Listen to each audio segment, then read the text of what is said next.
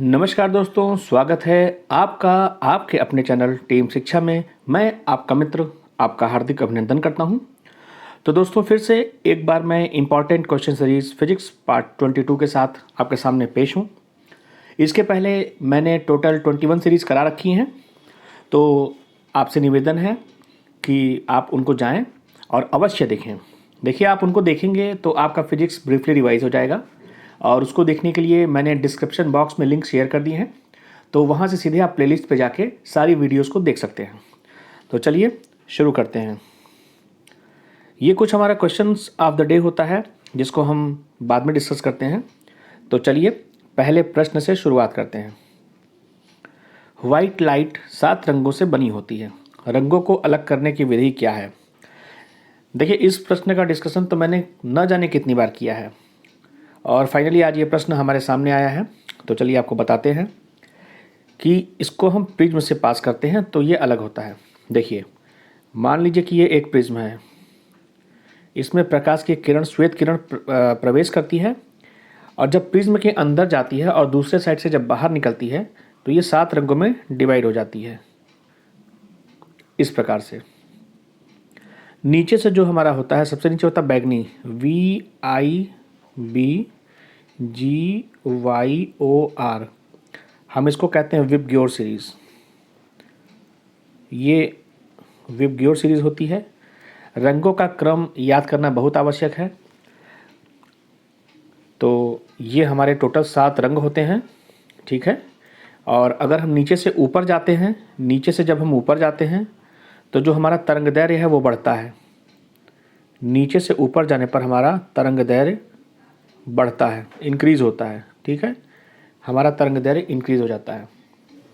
अब देखिए, मैंने तरंगदैर्घ्य के बारे में क्यों परिचर्चा की, क्योंकि जो हमारा तरंगदैर्घ्य होता है, अलग अलग तरंगदैर्घ्य के हिसाब से जो हमारी प्रकाश की किरण होती है, जो 7 पार्ट में डिवाइड होती है, अलग अलग तरीके से वो रिफ्रैक्ट होती है, अपवर्तित होती है। इसलिए तरंगदैर्घ्य का क्रम जानना भी बहुत ज़रूरी है।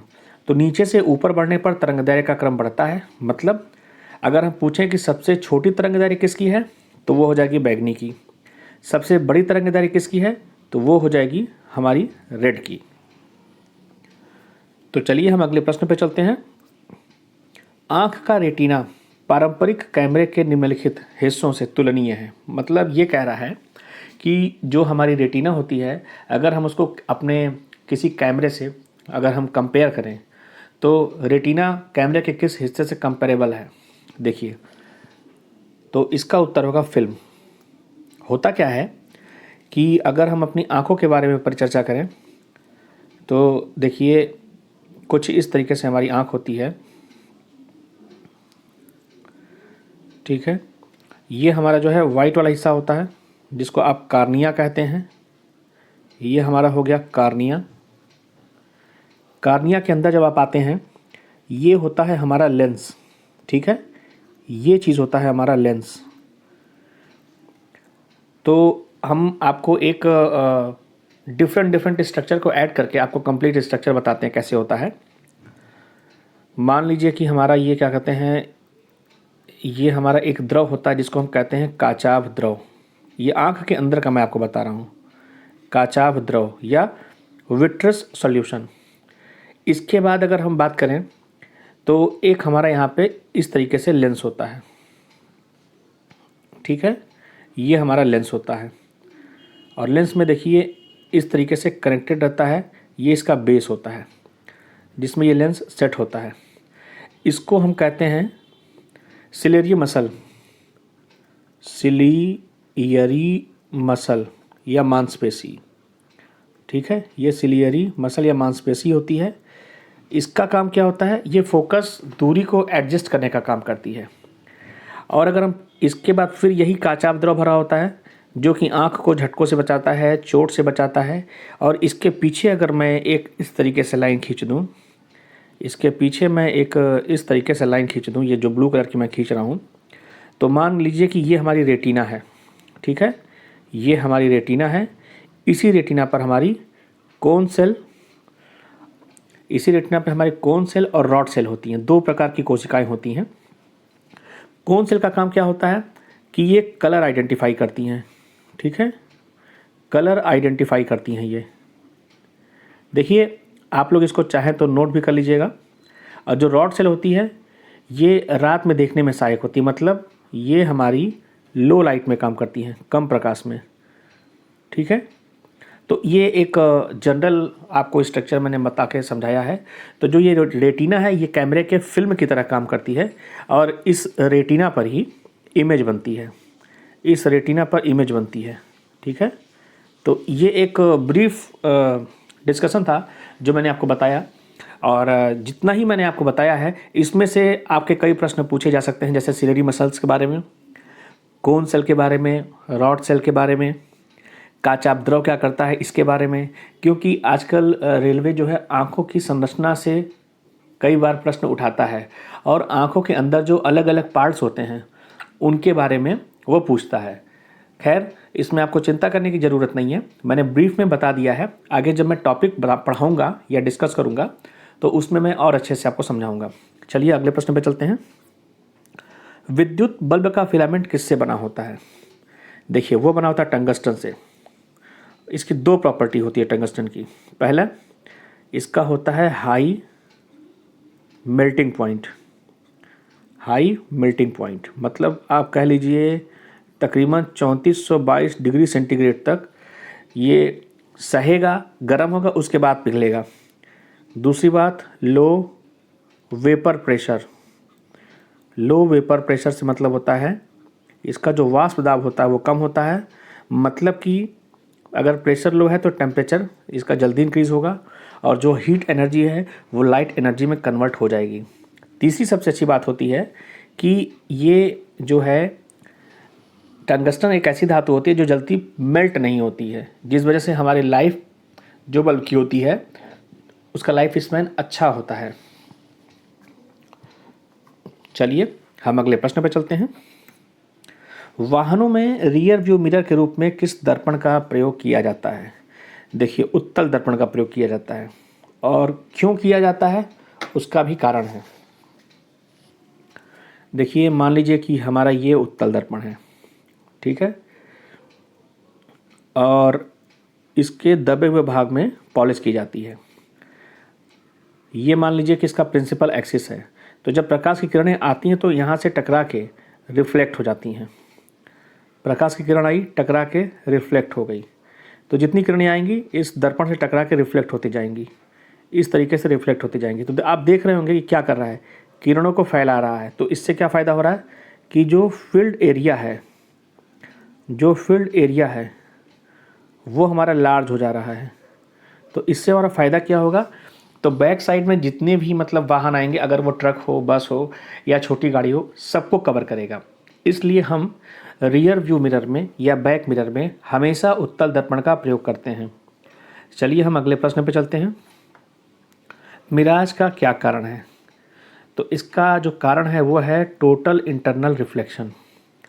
देखिए टोटल इंटरनल रिफ्लेक्शन के बारे में मैंने आपसे बहुत ज़्यादा परिचर्चा ऑलरेडी की है। जैसे क्या होता है कि मान लीजिए कि ये आपका सरफेस है, ठीक है, और यहाँ पे मान लीजिए सूरज है और बहुत ज़्यादा गर्मी है। तो जब हमारा ये सरफेस गर्म होगा, हॉट होगा, तो हॉट होने के बाद यहाँ पे जब टेम्परेचर बढ़ेगा तो यहाँ पर प्रेशर कम हो जाएगा, ठीक। तो एक तरीके से यहाँ पे आपका ये हो जाता है रेयर मीडियम, ये हो जाता है रेयर मीडियम। और यहाँ अगर हम ऊपर बात करें तो यहाँ पे टेम्परेचर कम होता है, प्रेशर ज़्यादा होता है, तो यहाँ होता है डेंस मीडियम, ठीक है, डेंस मीडियम होता है। तो जब सूरज की किरण आती है तो डेंस मीडियम से जब रेयर मीडियम में आती है तो अभिलंब से दूर हो जाती है, और जब क्रिटिकल एंगल से ज़्यादा एंगल हो जाता है तो वो पुनः उसी माध्यम में वापस लौट जाती है। तो ये हमारा टोटल इंटरनल रिफ्लेक्शन हो जाता है। इसी वजह से हमको गर्मी के दिनों में ऐसा लगता है कि सड़क पे पानी गिरा हुआ है, या जब हम रेगिस्तान में जाते हैं तो जगह जगह हमको बालू की जगह लगता है कि नदियाँ बह रही हैं, तो वो हमारा मिराज होता है। और मिराज का कारण क्या होता है? Total internal reflection. तो चलिए अगले प्रश्न पे चलते हैं। एक स्पष्ट गूंज या प्रतिध्वनि सुनने के लिए न्यूनतम दूरी कितनी होनी चाहिए? देखिए 16.5 मीटर होनी चाहिए।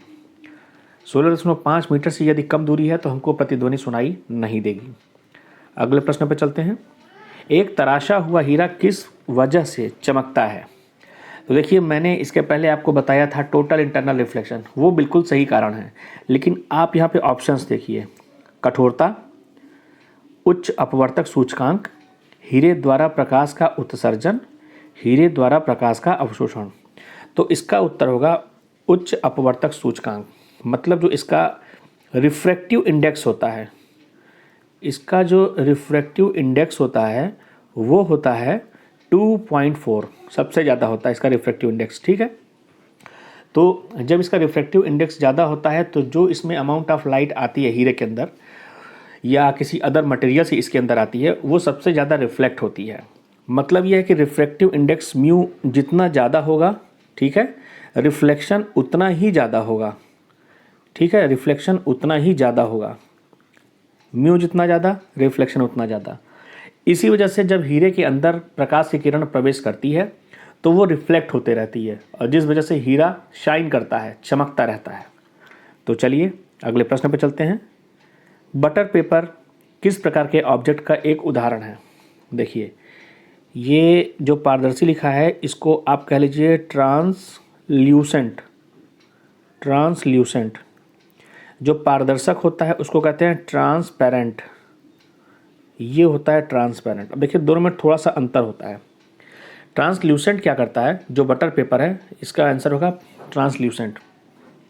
बटर पेपर लाइट तो पास होने देगा लेकिन पार्शियली लाइट पास होगी। जैसे कि मान लीजिए कि हमारे पास ये एक पेपर है, कागज़ है, ठीक है, इसमें आप तेल लगा दीजिए, ऑयल, तो जो प्रकाश की किरण आएगी, अगर मान लीजिए कि यहाँ पर 100% प्रकाश की किरण आ रही है तो हो सकता है कि यहाँ पे 30% लाइट पास हो। ठीक है, तो जो तेल वाला कागज़ होता है या जो इस तरीके का मटेरियल होता है उसको हम कहते हैं ट्रांसल्यूसेंट। अपारदर्शी आप जानते ही हैं कि प्रकाश की किरण को निकलने नहीं देगा, पार नहीं जाने देगा। प्रकाशमान क्या होता है कि ऐसी कोई वस्तु जिसमें से प्रकाश निकलता है उसको हम कहते हैं प्रकाशमान। जैसे कि सूरज हो गया, जैसे कि ट्यूबलाइट हो गई, जैसे कि मोमबत्ती हो गई। चलिए अगले प्रश्न पर चलते हैं। एक कांपता हुआ शरीर। देखिए, कांपता हुआ शरीर आपको सुनने में अजीब लग रहा होगा, तो आप समझ लीजिए हम बात कर रहे हैं वाइब्रेटिंग बॉडी की बात कर रहे हैं। Vibrating body. तो वाइब्रेटिंग बॉडी के बारे में स्टेटमेंट दिया है कि हमेशा ध्वनि उत्पन्न करेगा, कंपन का आयाम कम होने पर ध्वनि उत्पन्न कर भी सकता है और नहीं भी। ऑप्शन सी, ध्वनि उत्पन्न करेगा जो आवृत्ति पर निर्भर करता है, या इनमें से कोई नहीं। तो देखिए, ध्वनि उत्पन्न करेगा जो आवृत्ति पर निर्भर करता है। अब मान लीजिए कि 20 हर्ट्ज की आवृत्ति है तो उससे जो ध्वनि उत्पन्न होगी वो हम सुन नहीं सकते, वो हो जाती है इनऑडिबल। ठीक है, इनऑडिबल हो जाती है। और अगर मान लीजिए कि 20,000 हर्ट्ज से ज़्यादा की अगर ध्वनि उत्पन्न करता है वो भी हम नहीं सुन सकते। ठीक है, तो क्योंकि हमारी जो सुनने की क्षमता होती है वो 20 हर्ट्ज से लेकर 20,000 हर्ट्ज तक होती है। तो जैसे क्या कह रहा है कि हमेशा ध्वनि उत्पन्न करेगा, स्टेटमेंट ठीक है, पहला ऑप्शन। लेकिन अब देखिए कि ये आपका 70% ट्रू है और ये आपका 100% ट्रू है। क्यों? ध्वनि तो उत्पन्न करेगा। अब जैसे मान लीजिए कि अगर आप नहीं सुनते हैं तो इसका ये मतलब नहीं कि वो ध्वनि उत्पन्न नहीं कर रहा है। अगर वो 20 हर्ट्ज की आवृत्ति है तो वो ध्वनि हमको सुनाई नहीं देगी, या 20,000 हर्ट्ज से ज़्यादा की आवृत्ति है और अगर ध्वनि उत्पन्न हो रहा है वो भी हमको नहीं सुनाई देगी। तो सबसे स्पेसिफाइड आंसर होगा इसका सी। तो चलिए हम अगले प्रश्न पर चलते हैं। महासागरों की गहराई की गणना के लिए जहाज़ों में प्रयुक्त विशेष तकनीक क्या है? सोनार है। सोनार के बारे में मैंने आपको बताया था, sound, navigation and ranging. Sound, navigation and ranging, ये होता है इसका फुल फॉर्म। और क्या होता है कि सोनार में से साउंड वेव्स ट्रेवल करती हैं, और अगर हमको समुद्र की गहराई का पता लगाना है या समुद्र में किसी डूबी हुई वस्तु का पता लगाना है तो वो वेव्स ट्रेवल करती हैं और उस वस्तु से टकरा के वापस आती हैं, उसका इको वापस आता है। तो जितनी डिस्टेंस होती है, देखिए कोई बहुत बड़ी चीज़ नहीं है, चाल बराबर दूरी बटे समय वाले फार्मूले से आप निकाल लेते हैं कि वेव्स गई, उसको ट्रेवल करने में टोटल टाइम कितना लगा, उसकी स्पीड कितनी थी, तो उससे डिस्टेंस का हमको अनुमान लग जाता है। लेज़र क्या होता है, तो देखिए लेज़र का फुल फॉर्म आप लिख लीजिएगा, ये होता है light amplification, light amplification by stimulated emission, stimulated emission of radiation, ये इसका फुल फॉर्म होता है। लेज़र का होता है light amplification by stimulated emission of radiation, ठीक है। लेज़र का आपने देखा ही होगा कि इसमें हम लाइट को एम्प्लीफाई करके काफ़ी दूर तक हम प्रोजेक्ट कर सकते हैं। सोनिक बूम क्या होता है, सोनिक बूम एक ऐसा साउंड होता है जब किसी की चाल या किसी तरंग की चाल ध्वनि की चाल से ज़्यादा होती है, तो जो हमें साउंड सुनाई देता है उसको हम सोनिक बूम कहते हैं। रिवर्बरेशन या प्रतिध्वनि के बारे में मैंने बताया ही। इको मतलब जब हमारी ध्वनि कहीं से रिफ्लेक्ट होकर वापस हमको सुनाई देती है, उसी को हम प्रतिध्वनि कहते हैं। तो चलिए अगले प्रश्न पे चलते हैं। सितारे का रंग किसका संकेत है। देखिए जो सितारे का जो कलर होता है ना, वो उसके तापमान के कारण होता है, ठीक। अब देखिए एक वैज्ञानिक थे वीन, तो उन्होंने अपना एक डिस्प्लेसमेंट लॉ दिया था, ठीक है। इससे संबंधित पूछा जाए कि क्या है, तो वीन डिस्प्लेसमेंट लॉ,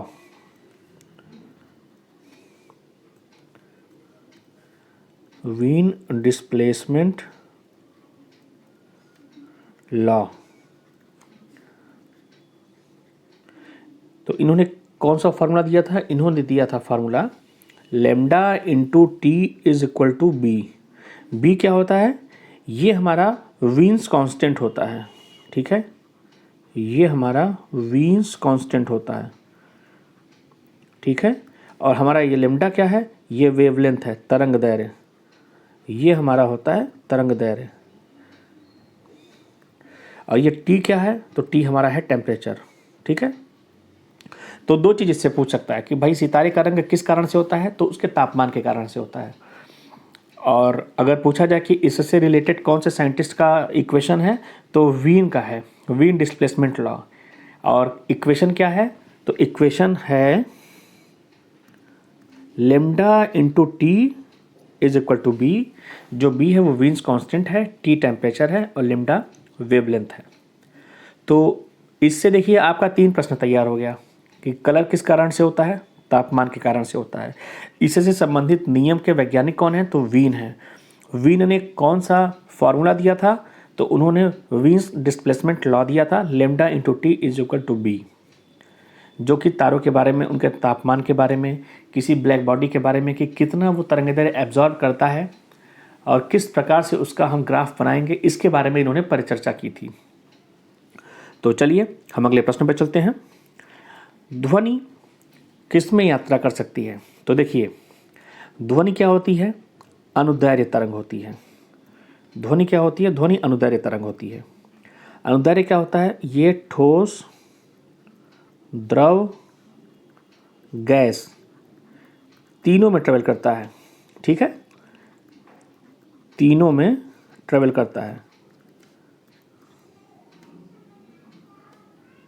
ट्रेवल करता है, ठीक है।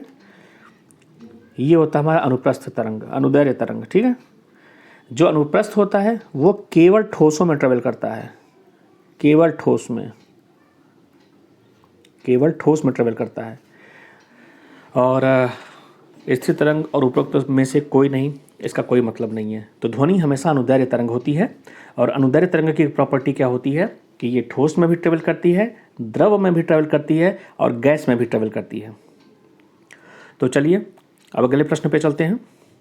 दंत चिकित्सक के द्वारा रोगियों के दांतों की जांच करने के लिए इस्तेमाल किया जाने वाला दर्पण कौन सा है। देखिए वो अवतल दर्पण होता है। देखिए अवतल दर्पण क्या होता है, तो ये आपका होता है अवतल दर्पण, ठीक है।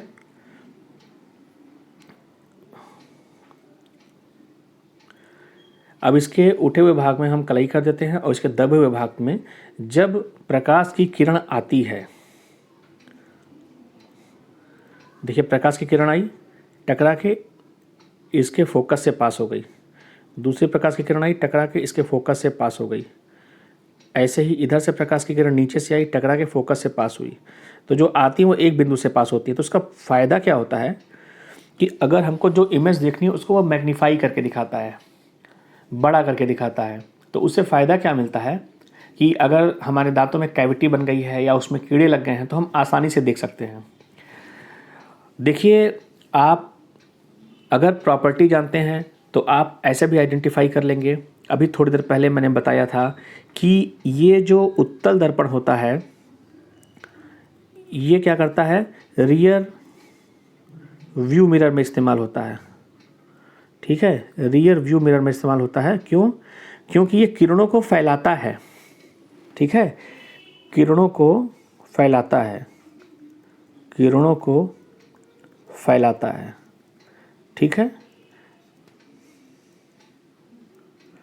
तो उत्तल का काम होता है। समतल, समतल दर्पण क्या करेगा कि जैसा हमारा दांत है या जैसा जो भी हमारा इमेज है सेम वैसा ही दिखाता है, तो हमको कोई लाभ नहीं होता है। तो मैंने तीनों के बारे में आपको बता दिया। तो इसका जो है उत्तर होगा, दंत चिकित्सक जो है हमेशा अवतल दर्पण का प्रयोग करते हैं। चलिए अगले प्रश्न पे चलते हैं।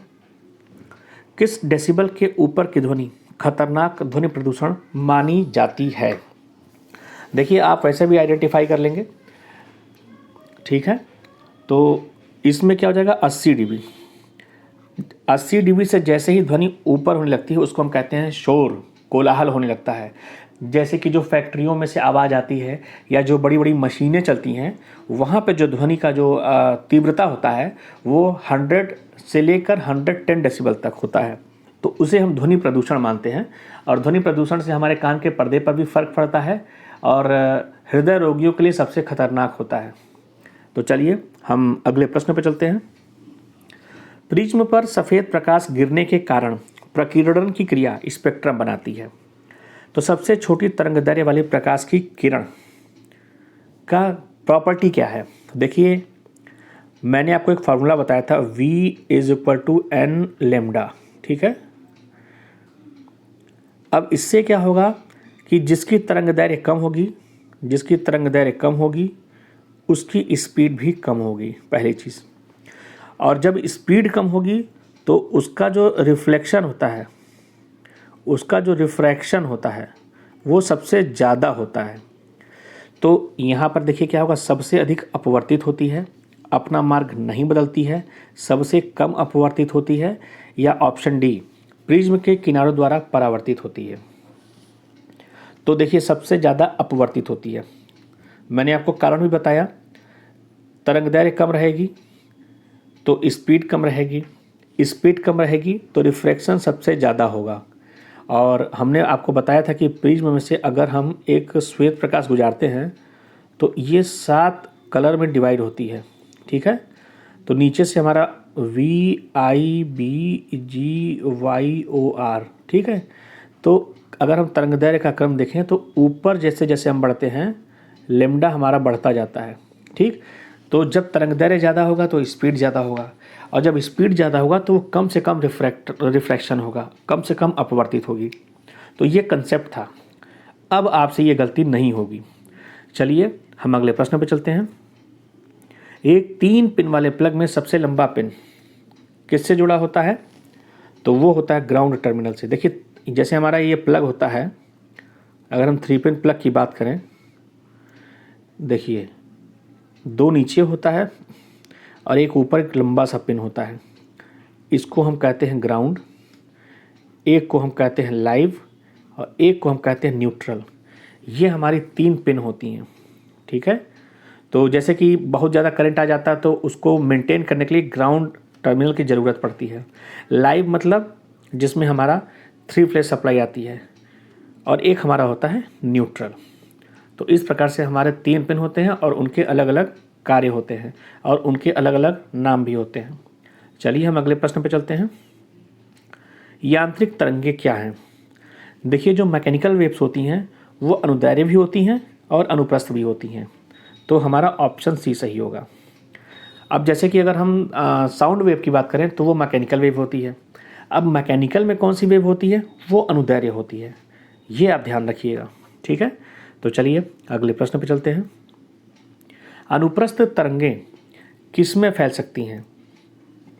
देखिए, मैंने अनुप्रस्थ के बारे में आपको बताया था कि केवल ठोस में, पहली चीज़, ठीक, या द्रव की सतह पर, द्रव की सतह पर, द्रव की सतह पर ट्रेवल करती है,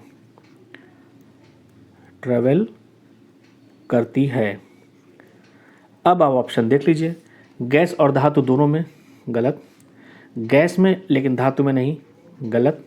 गैस में नहीं परंतु एक धातु में, हाँ ये सही है। और चौथा, न ही गैस में और न ही धातु में, गलत। क्योंकि अनुप्रस्थ तरंगें केवल ठोस में चलती हैं, ठीक। लेकिन कभी कभी पूछ देता है कि अगर द्रव का सरफेस है, जैसे मान लीजिए कि पानी का जो सरफेस होता है, अपर सरफेस, जब आप उसको हाथ से टच करेंगे तो थोड़ा सा आपको ठोस लगता है, इसलिए ये द्रव के सतह पे भी ट्रेवल कर सकती हैं। लेकिन अगर स्पेसिफाइड मैनर में पूछा जाए तो केवल ठोस में ट्रेवल करती हैं। चलिए अगले प्रश्न पे चलते हैं। तरंगें जिनके प्रसार के लिए किसी भी भौतिक माध्यम की आवश्यकता नहीं होती है, उनको कौन सी तरंगें कहते हैं? देखिए, जो आपकी यांत्रिक तरंगें हैं इनको माध्यम की आवश्यकता होती है, लेकिन जो हमारी विद्युत चुंबकीय तरंगें हैं इनको हम कहते हैं इलेक्ट्रोमैग्नेटिक वेव, ठीक। अब इसका उदाहरण लाइट और एक्सरे, ठीक, और गामा रे, रेडियो वेव, ये सब जो है विद्युत चुंबकीय तरंगों के उदाहरण हैं। इनके लिए माध्यम की आवश्यकता नहीं होती है। ये सारा आप उदाहरण याद कर लीजिएगा, कई बार पूछता है कि इनमें से कौन सी विद्युत चुंबकीय तरंगें हैं। तो एक्सरे होती है, रेडियो वेव होती है, गामा रे होती है और प्रकाश। आइए अगले प्रश्न पर चलते हैं। तो पूछ रहा है कि ध्वनि सबसे तेज किस में यात्रा करती है? तो अगर हम क्रोनोलॉजी देखें तो सबसे ज़्यादा सॉलिड में, सॉलिड के बाद लिक्विड में और लिक्विड के बाद गैस में। तो अब आपको इसमें से अंदाज़ा लग जाएगा। पहली चीज़ देखिए, जो ध्वनि है इसके लिए हमको मीडियम चाहिए, मीडियम नहीं है तो ट्रेवल नहीं करेगी। अगर हम वैक्यूम में बात करना चाहें, निर्वात में बात करना चाहें, तो हमको किसी मीडियम की ज़रूरत होगी, कोई फ़ोन या कोई वायर्ड डिवाइस चाहिए होगा, तो वैक्यूम इसका ऑप्शन वैसे नहीं होगा। बाकी तीन में आप देख लीजिए, स्टील क्या होता है, सॉलिड होता है, तो सबसे तेज़ जो गति होगी वो स्टील में होगी। तो दोस्तों, उम्मीद करता हूँ कि आपको आज की सीरीज़ भी पसंद आई होगी। तो इसी तरीके से आप हमारी सीरीज़ को देखते रहिए। मैं जितना हो सकता है अच्छे से अच्छा रिवीजन आपका कराता रहूँगा और बीच बीच में मैं आपको धीरे धीरे टॉपिक्स भी पढ़ाता रहूँगा। आपको कहीं और जाने की ज़रूरत नहीं है, मैं जितना पढ़ाऊँगा उतना आपके लिए सफिशिएंट होगा। तो दोस्तों, जब हम लोग आपके लिए इतनी मेहनत कर रहे हैं तो आपसे भी गुजारिश है कि आप भी इस वीडियो को देखें और ज़्यादा से ज़्यादा शेयर करें और लाइक करें। Thank you.